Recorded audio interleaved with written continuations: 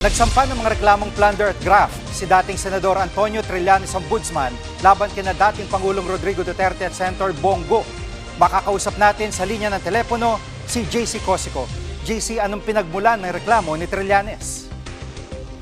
Sige, nag-ugnayan doon sa umano'y pag-abuso po ni Senador Bongo at former President Duterte sa kanilang posisyon sa gobyerno para nga raw mapunta sa kanila yung 7 billion pesos worth ng infrastructure projects.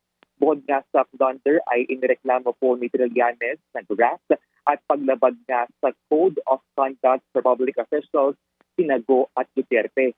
Ayon po kay Trillanes, conflict of interest ang pagbibigay ng 7 bilyong pisong halaga ng proyekto sa CLTG Builders na pagmamayari ng ama ni Go at sa Alfredo Builders na company naman ng kapatid po ng senador. Nagsimula raw ito noong alkalde pa ng Davao si Duterte hanggang sa naging presidente sa.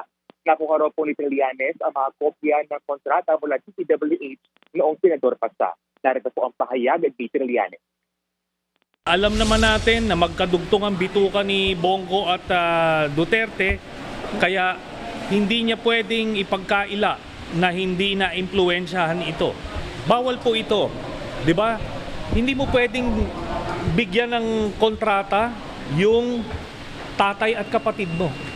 Ang nakalagay sa ating batas, up to 4th degree of consanguinity and affinity, pero ito first degree ito, tatay ito at kapatid.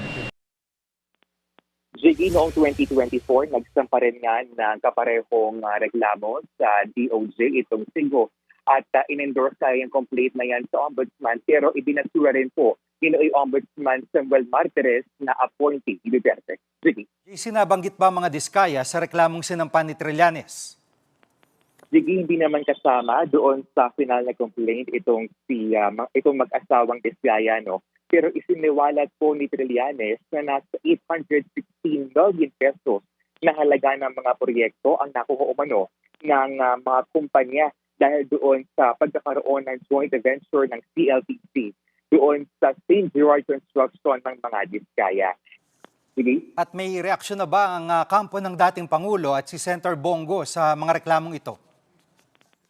Sige, wala pang statement yung camp ng former president, pero Senator Go ay itinanggi pong ginamit niya ang kanyang posisyon para nga makuha ng mga kumpanya ng kanyang family itong mga contracts na ito. Diit pa niya, ito ay paglihis lang daw sa atensyon ng publiko mula sa flood control scandal. At umaasa rin po siya na magiging patas po ang ombudsman sa kanilang investigasyon. Narito po ang pahayag ni Senator Bongo. You are barking at the wrong tree. Kung seryoso ka talaga, bakit di mo kasuhan yung mga totoong mga corrupt talaga? Bakit di mo kasuhan yung mga financials mo? Yung mga contractor, alam mo yun. Alam mo yun. Sila yung habulin mo, Trillanes. Ayaw mong habulin dahil financier mo nga. Sige, sabi naman ni Ombudsman Boying Remulla, they will study this complaint filed by Trillanes at ito po ay dadaan sa evaluation. Din muna ang latest. Yan ang ulat ni JC Cosico mula sa Quezon City.